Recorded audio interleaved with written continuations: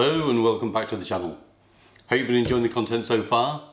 Now recently I did a video on brains and in your psychic creatures and trying to make it look like there's actually activity going on in there, so they're casting their psychic spells or they're controlling the hive creatures with their abilities and trying to make it look like something is really going on.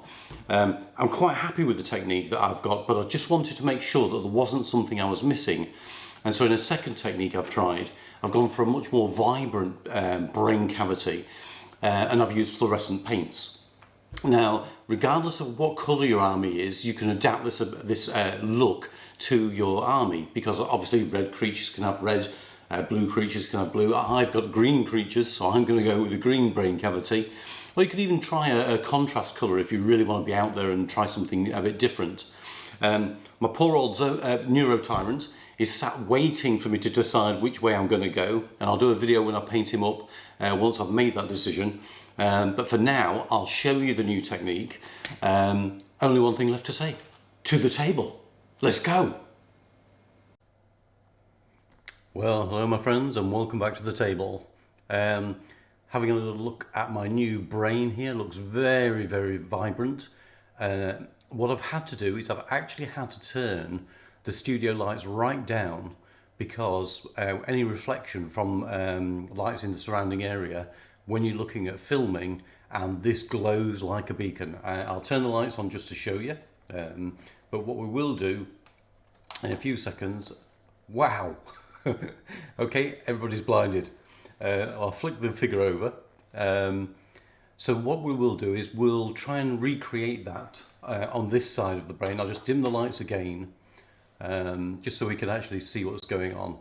So the brain looks definitely like something is going on in there. It looks like there's definitely mystical spells being woven, or maybe messages going out to the hive fleet, which is what we were trying to achieve. Do quite like this look. So let's go through the technique and show you how that's done. I'll just turn the lights back up so I can actually see what I'm doing when I'm painting. Okay, so let's get some colours. And it's fairly straightforward where we're going with this in the initial part of the brain, and that is simply that we're going to put on a base coat of white, and then the nemesis of many a modeller is we're going to use fluorescent paints. Now the reason these are a bit of a nemesis is they are notorious for mixing very poorly.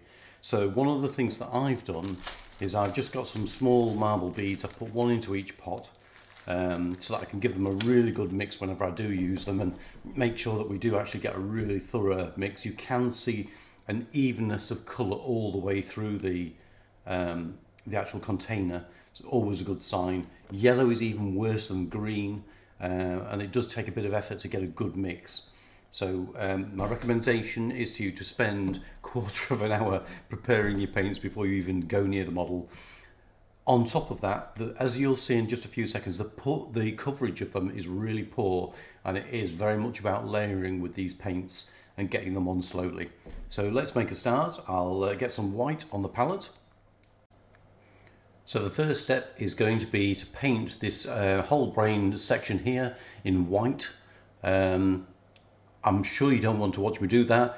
I'll show you what the coverage is like after one coat, so that then we can see how many coats we're going to need to actually get some decent coverage. Okay, so one coat of coverage applied. We can still see there's grey and black bits showing through. Now one thing that most of us painters, including myself, are a little bit guilty of is impatience. And it's impatience that spoils the model. Because if you take your time and try and get better coverage and try and make sure your lines are in the right places, it's that improves your model making, and also gives something better to look at on the tabletop. In no way am I saying I'm the best painter. There's some absolutely gorgeous, beautiful painters out there, but I do try and create something that's nice to look at on the table. So I'm going to apply a second coat of white before we go near it with the fluorescence and achieve that first few layers of look. I'll explain it as we go, and then what we'll do is we'll do the final steps where we actually reintegrate the brain back into the rest of the body so that we actually get a decent look. Okay, so second coat being applied. So that's the second coat complete. Much better coverage. Vallejo does tend to cover fairly well. The objective now is when we get the fluorescence on, is that we're trying to hit the upper surfaces, and the deeper recesses we're trying to leave white to make it look like the internal brain is glowing and the exterior is reflecting colour on the surface, but also maybe a little bit cooler. We will generate some OSL in the back cavity here as well. As you can see, I've done a little bit on the other side. You can see it glowing away there. And then what we will do is later we will add on some normal texture to make it look like sections of the brain have cooled, and you can see that going on here. And it normalises it back into the tissue of the Tyranid itself. So the first step is to get some paints on the palette and to see how they're coming out of the bottle. I will give them a quick shake because these things are horrendous for making sure they're mixed. That's quite impressive, to be honest. The yellow's usually worse, so we'll see what the yellow comes out like. But, oh my goodness, look at that, beautiful. Okay, so we'll now grab the brain. And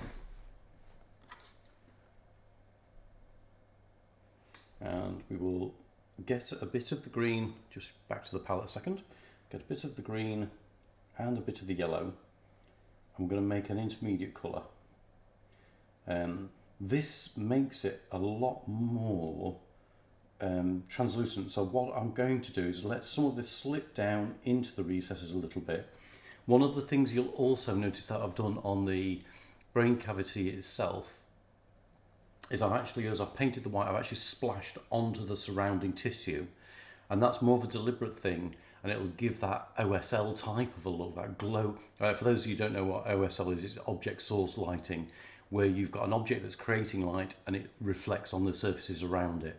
So what we're going to do is with the edges here is just put a little bit of OSL on, just to make it look like that brain is actually physically glowing. So what we will do is we'll just try and touch these upper surface sulcuses, upper surfaces away from the sulcuses, and just maybe catch the very edges of the recesses, just so that some of the glow does slip down into the cavities. So I'll work that over the rest of the brain, and then we will move on to the next step. So that's the first layer of coverage. You can see quite clearly that the shinier aspects are on the upper surfaces there. I've also done the first layer of OSL into the back of the hood. One of the things I would suggest, one other thing as well, is that I've made sure that I've pushed a lot of the painting around the border. You can't really tell here, but I've made sure that all of the actual border is quite glowy green, with more of the white being in the middle, so that it looks like the glow is coming more centrally. As we build up the layers, that will be more visible. One of the things that you will notice with these paints, and I certainly noticed when I was painting the other side of the brain, is that after painting with the brush for a while, you start to, the paint goes a bit stringy. So please do clear your brush of paint every so often, or else what you're going to find up is you'll get like a stringy residue building up in your brush. So I'm just, every layer that I put on, I'm doing another layer of cleansing as well on the brush. So we've done this vibrant mixture of the two. We're now going to go over to the pure green, and you can sort of, as I pull it away, you can sort of see how that stringiness might occur, because you can see that it's obviously got some something in the paint there that's a little bit residuey. So the next thing we're going to do is go over the very upper surfaces and just dab on. And I did leave this just to dry for a couple of minutes, just to give it chance, so that I'm not going to be pulling paint off by rushing. We've already spoken about rushing, we know how naughty that is. So you can already see, just by just that little area of just dabbing the green on, how it's already affecting the look. Again, I'm going to concentrate the green towards the borders and make the borders look a little bit darker. Also, it generates a little bit of OSL as I sweep it around the edges. I just pop it into the edges and then back up onto the upper surfaces as we go onto the brain. And as before, I will continue this around the whole of the model and come back to you when I've completed the brain cavity. I'll just dim the lights for a second for you. There we go. And that gives you a little bit better look at the coverage. But as I've said, these are really, really light reflective. It doesn't look anywhere near as bright as this in real life. And hopefully we'll get a nice look when we're finished. So I'll carry on with the brain and then I'll come back for the next layer. So this is literally after one layer of coverage of the green. Where we're headed is over to here. As I come away, it doesn't look quite as glowy. In real life, it doesn't look as glowy as you're seeing here. It just this paint really picks up light, which is sort of the point. We're trying to get that effect out of it. So now what we're going to do is we're going to grab the yellow and then concentrate the yellow in the center mass here on the upper surfaces, and that's going to pale out the green where we want the most vibrancy. And that really is the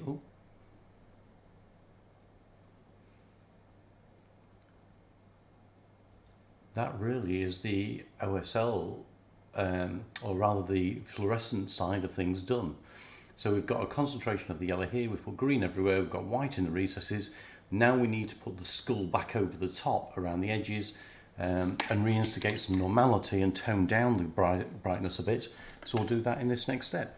So we'll just turn the palette round, steal the next corner, and what we'll do is we'll move on to some dark green, Vallejo Game Colour.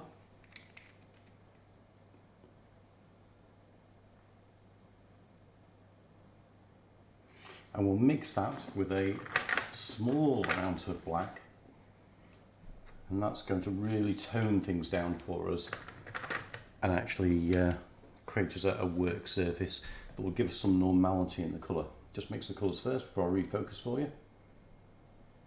You need to mix quite a lot of green with the black because it really is a dark green to start with. Obviously if you're doing your own colours, you're just returning it to the darkest normal colour on your scheme, and what we're going to do is just take the borders back in and extend them a little bit, because what I want to do is make it look like we've got areas which are cooling off. And this is more of like a dabbing technique really. It's not painting as such. And it's just catching areas and bringing that cavity back in. And we'll go over onto the top here. You don't want straight lines, you want little dots. And what we're trying to achieve is like a broken texture, almost like if you were painting lava. Like a broken texture that's going to show that there's an area that's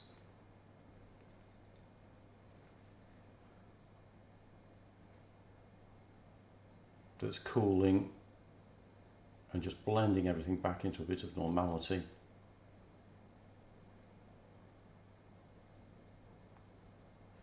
And that's the first of those layers. So now I need to come across to more of my neutral layer. I'm just going to lean across and grab, here we are, lime green for my nids, or your mid-tone for whatever colour you're deciding. And then what we do is mix a little bit together, dominantly the colour that I've just chosen, just a tiny little bit of the dark green in there, and then we're going to dab tiny areas on top of the areas we've already chosen. And we're not covering all of the dark green, we're just dabbing away at little areas, and giving a little bit of coverage on top of the dark green and making little islands of colour on top of the dark green.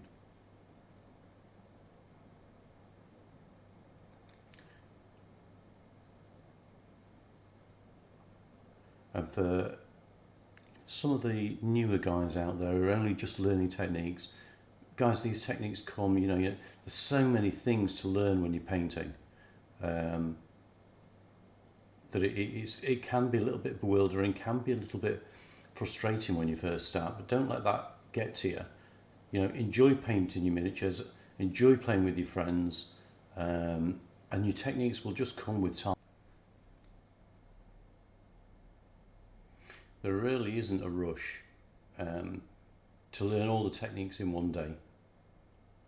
So please do just enjoy yourselves,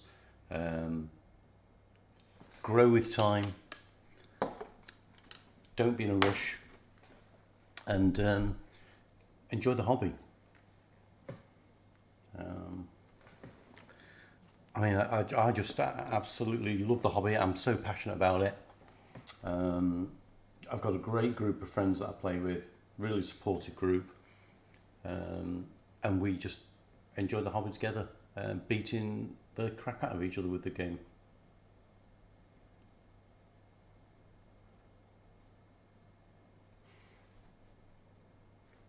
Right, so literally now creating even tinier islands. So I forgot to introduce the new paint. So creating even new tinier islands with Vallejo Yellow Green. This is our primary highlight and returns us to our highest value colour of the main model. Okay. Oh, sorry about that.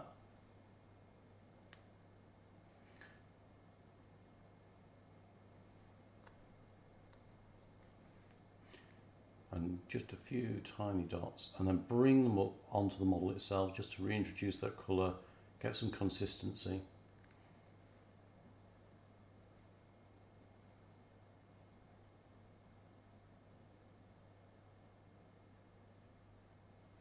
Maybe a tiny bit of white actually, just to push the colour a little bit.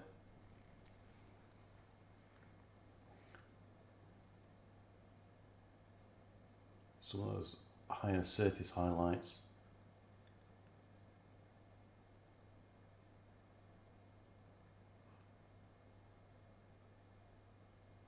Oh, that was a big bump.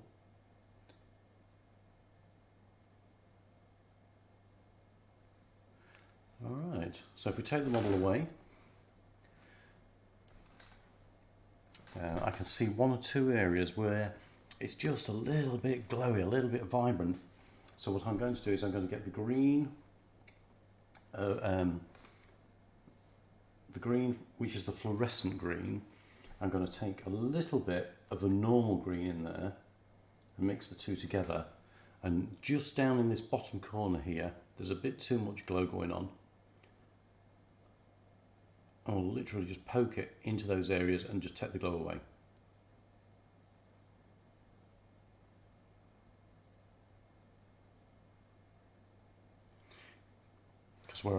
Because where I want the glow to concentrate is in this central cavity here. I really don't want the edges stealing the limelight, if you like, forgiving the pun. And so we just tone things down, and now that more central area is much more glowing, the edges don't look quite so bright, and I'm reasonably happy with that to call done. I'm just going to turn the lights out again. Oh, that is dark. It's gone very overcast here. We're having a bit of a rainstorm. I don't know if you can hear it, but that is looking really nice actually. So I think we can call that done at that.